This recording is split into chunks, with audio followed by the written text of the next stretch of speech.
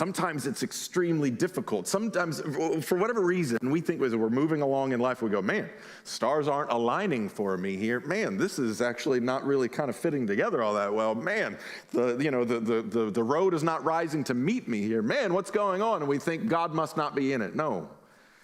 Sometimes God brings the difficult on purpose. I mean, Jacob went to sleep here.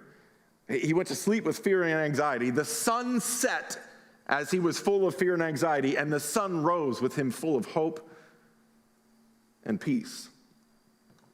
In between the sunset and the sunrise, God hassled him, struggled with him, wrestled with him, made it hard, made it difficult. In between the sunset and the sunrise, God could have come in a dream, right? Could have come in a vision, could have made things real easy. Hey, Jacob, your name is now Israel. You are blessed. Go see Esau. Everything is fine. Could have done it the easy way, but instead did not let him sleep, wrestled with him the entire time. I want us to know that sometimes God's gift of comfort comes in unwanted packages for us. Sometimes God's gift is the famine.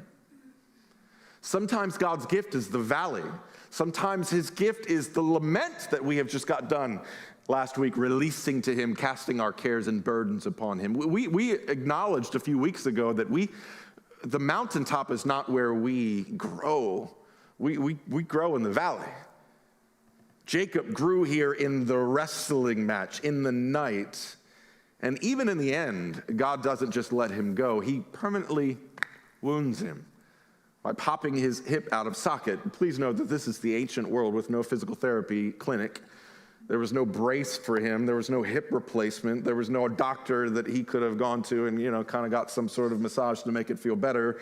We have world-class healthcare, and we would still complain about this. Here's Jacob in the ancient world. He limps to this meeting with his older brother Esau, who he completely dishonored. He limps into this meeting with one leg, with bags under his eyes, but he does so in better shape than he did when the sun went down. He does so with more faith that was provided to him by God. Can I ask you a question? Who lied to you and told you that life with Jesus was going to be easy? Who lied to you and told you that stars were going to align, the road would rise to meet you, and everything was going to be okay? Who lied to you? And honestly, the bigger question is, why did you believe them? Remember the words of Jesus himself in Matthew chapter 7, at the end of the Sermon on the Mount. He says, the road is wide and the gate is wide that leads to destruction, but narrow is the gate and narrow is the road, and how difficult it is that leads to life. Jesus, at the end of the Sermon on the Mount, it's like, hey, y'all, it's going to be difficult, but it's going to be worth it. That narrow gate, that narrow road with all of its difficulty, and then even all of the apostles and the disciples that came after him, all of them in all of their epistles in the New Testament are like, listen, if you're living a godly life, you should just go ahead and expect persecution. You should just go ahead and expect difficulty.